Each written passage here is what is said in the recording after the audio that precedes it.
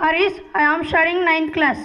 విద్యార్థులపై internet, cell phone, gadgets దుష్ఫలితాలు, cyber నేరాలపై అవగాహన.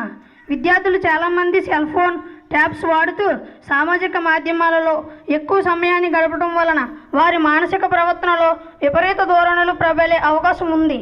తద్వారా సాటి విద్యార్థులు, తల్లిదండ్రులు, ఉపాధ్యాయుల పట్ల నిర్లక్ష్య ధోరణితో వ్యవహరిస్తున్నారు. సెల్ ఫోన్ వాడటం వల్ల చదువు పట్ల ఆసక్తి సన్నగిల్లుతుంది.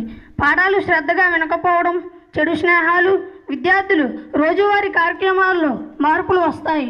రాత్రి ఆలస్యంగా నిద్రపోవడం వల్ల ఆరోగ్యం చెడిపోవడం, ఉదయం త్వరగా నిద్ర లేవలేక స్కూల్కి టైంకి రాలేరు, నిద్రలేమితి బోధన కూడా అర్థం చేసుకోలేరు.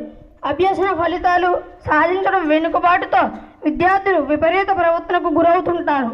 దీని ప్రభావం పాఠశాల మీదనే కాకుండా సమాజం మీద ఉంటుంది. ఓవైపు వ్యసనం, మరోవైపు మోసం. పిల్లలకు సెల్ ఫోన్లు, ట్యాబ్స్ ఇచ్చి తల్లిదండ్రులు పర్యవేక్షణ లేకపోవడం, వారు హింసాత్మకమైన దృశ్యాలు చూస్తూ, ప్రమాదకరమైన ఆటలు ఆడుతూ అపరిచితులతో స్నేహాలు చేస్తుంటారు. అపరిచితులతో తమ ఫోటోలను, వ్యక్తిగత సమాచారాన్ని పంచుకోవడం, చిన్న చిన్న నగదు లావాదేవీలు చేయడంతో సైబర్ నేరగాళ్లు బ్లాక్మెయిల్కు దొరికిపోతున్నారు. కొందరు మోసపోయి ఆత్మహత్యలకు, ఆర్థిక నేరాలకు పాల్పడుతున్నారు. మోసపోవడం, మోసం చేయడం, ప్రాణాలు తీసే స్థాయికి కూడా దిగజారుతున్నారు. సెల్ ఫోన్ బానిసలు కాకుండా తీసుకోవాల్సిన చర్యలు.